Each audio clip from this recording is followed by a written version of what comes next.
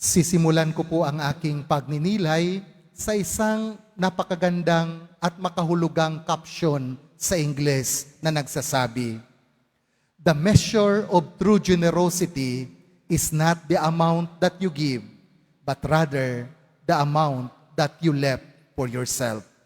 Nang ibig pong sabihin, ang sukatan daw ng tunay ng pagiging mapagbigay, hindi sa laki ng halaga na ibinigay mo, kundi sa naiwan mo sa iyong sarili pagkatapos na ikaw ay magbigay. The measure of true generosity is not the amount that you give, but the amount that you left for yourself. Halimbawa, milyonaryo ka, nagbigay ka ng 10,000, malaki ang binigay mo, ngunit ano naman ang naiwan sa iyo? May milyon ka pa. So hindi daw yan ang tunay na pagiging mapagbigay. Samantalang dukha ka, meron kang 100 na lang ang natitira sa bulsa mo, binigay mo pa ang 100. Maliit ang halaga, pero dyan po may papakita na ikaw ang tunay na mapagbigay. Mga kapatid, sa atin pong Ebanghelyo sa araw na ito, narinig po natin, pinuri ng ating Panginoong Hesus Nazareno ang babaeng balo. Magkano po ba ang binigay niya? Ang sinabi po dito, 2 kusing. Pinakamaliit na halaga nung kapanahunan ng ating Panginoon.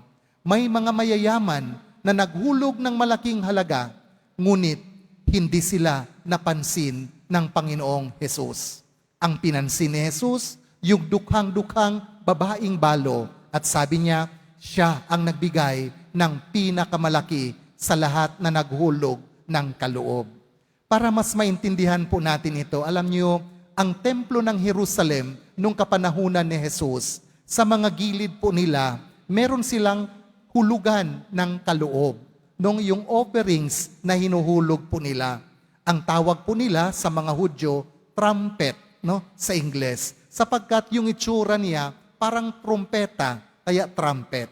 Tapos, ito pa ang maganda, kapag naghulog ka ng malaking salapi, ibig sabihin malaking salapi, malaking halaga, tutunog po talaga, malakas ang tunog dahil malaki ang hinuhulog mo.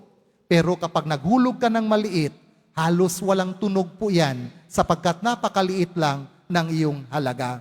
Kaya mapapansin po natin, ang mga naghuhulog doon, mga malalaki ang kanilang hinuhulog para tutunog at mapansin sila. Ngunit ang ating Panginoong Hesus, hindi sila napansin. Ang pinansin ng ating Panginoon, yung hinulog ng babaeng balo ng halaga, 1 kusing o 2 kusing lamang, halos walang halaga. Bakit po siya ang pinansin ng ating Panginoon? Sapagkat kung anuman ang meron siya, inihulog na niya lahat-lahat. Ang kanyang sakripisyo, ang kanyang pag-ibig. Mga kapatid, ano po ang mensahe ng Ebanghilyong ito para po sa atin lahat? Unang-una, yung pagiging mapagbigay natin. Sa atin pong buhay, alam ko naranasan na po natin na nagbigay po tayo. Pero ano usually ang binibigay po natin? Kadalasan, ang binibigay po natin kung ano po ang sobra, kung ano po ang tira sa naandyan po sa atin. Ayaw natin magbigay kung ano man ang meron tayo sapagkat natatakot tayo na kapag binitawan po natin yan, mauubusan po tayo. Kaya ang prinsipyo po natin sa buhay, mag-ipon, magparami.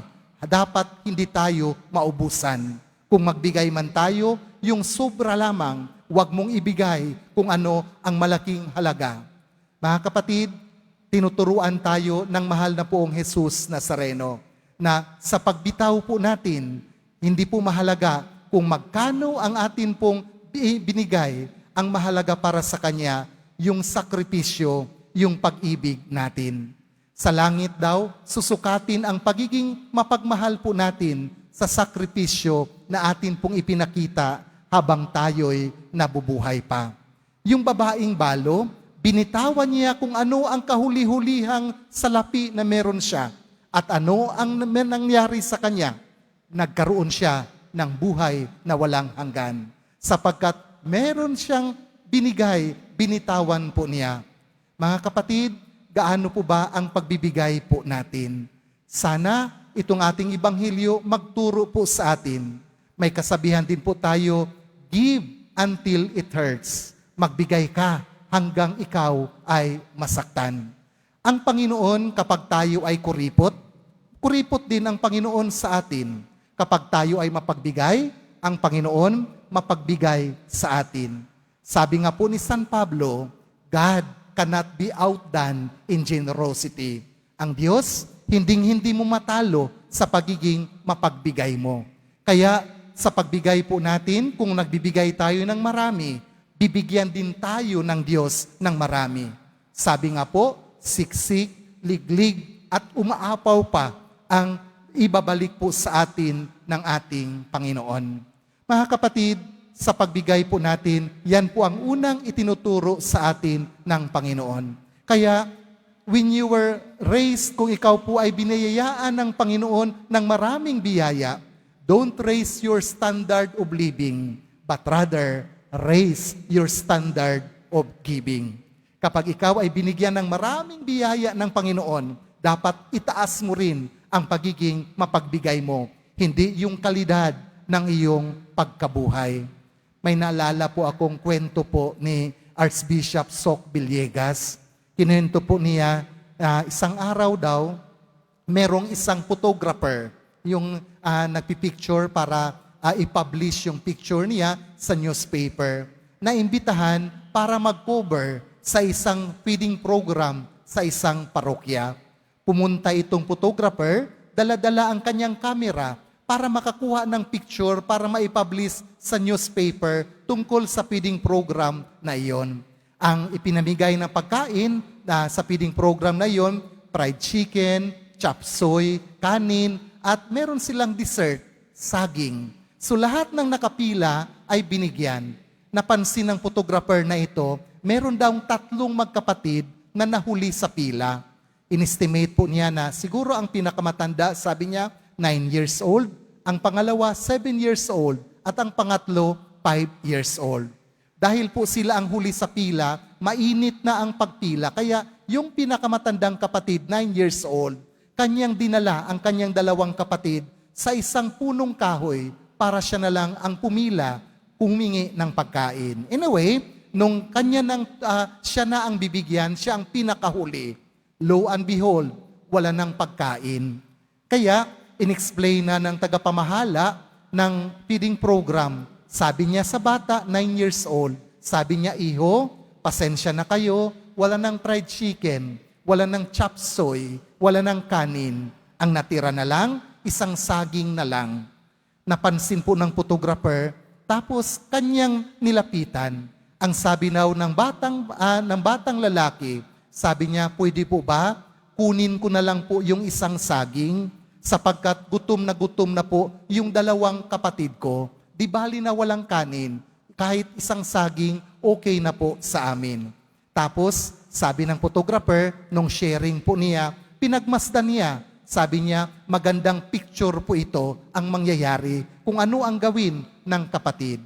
Ang ginawa ng nakakatandang kapatid, dinala yung saging sa kung saan andun po yung 2 kapatid sa may puno ng kahoy. Pagdating po niya, ang kanyang ginawa, pinatayo niya ang kanyang 2 kapatid.